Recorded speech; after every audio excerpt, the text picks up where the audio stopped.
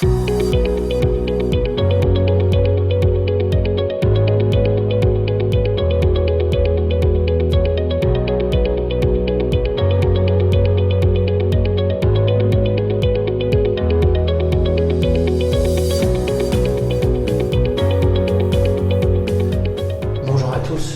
que vous allez bien, j'espère que qu'il n'y a pas trop d'écho parce que je suis dans une cave et je souhaitais vraiment vous faire visiter ce bien qui m'apparaît vraiment exceptionnel. C'est une cave de plus de 300 mètres carrés et voilà, j'avais envie de partager ça avec vous, donc je vous dis à tout de suite de l'autre côté de la caméra. À tout de suite. Donc j'espère que vous m'entendez bien, on est au niveau de la cave. Donc voilà l'entrée de la cave et on commence à voir en fait les murs et les sculptures de cette cave qui est vraiment exceptionnelle. Vous voyez des sculptures ici par rapport à la cave. Alors ça représente quoi? Une personne qui compte de l'argent apparemment.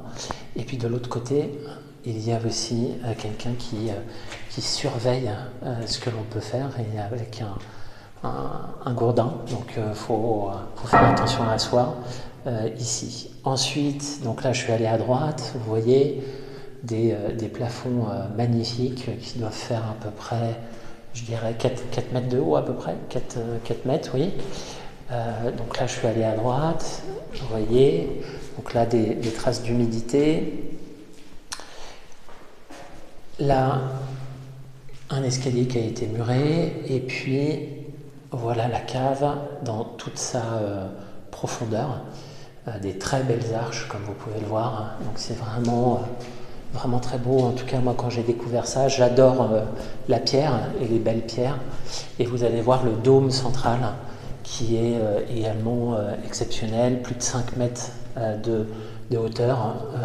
Vous voyez, hop, j'essaie de vous montrer, très bel endroit, une pièce centrale qui doit faire, je dirais, peut-être 50 mètres carrés. Et puis de chaque côté, vous avez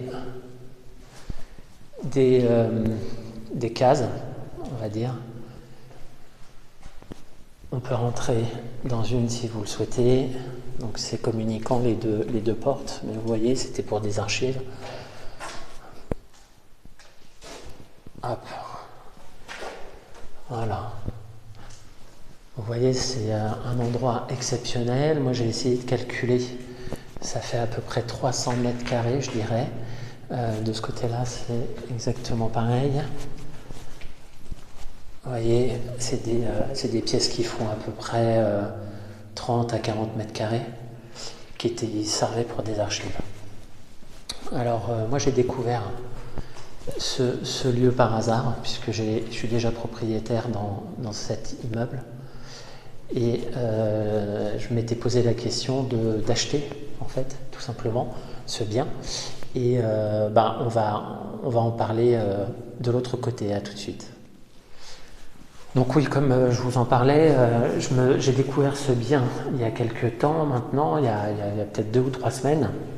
Je me suis posé la question de l'acheter, de faire une proposition, puisque vous voyez, vous pouvez le constater, il est inoccupé, inutilisé, et donc j'ai fait des recherches pour trouver le propriétaire, et en parallèle, en fait, je me suis renseigné avec un ami architecte pour savoir la faisabilité des projets que j'avais.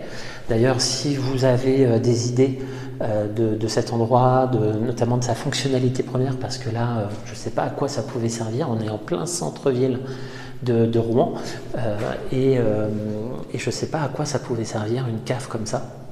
Si vous avez des idées, n'hésitez pas à me le dire et à me les mettre en commentaire sans problème, au contraire. Ensuite, donc j'ai fait venir un ami architecte.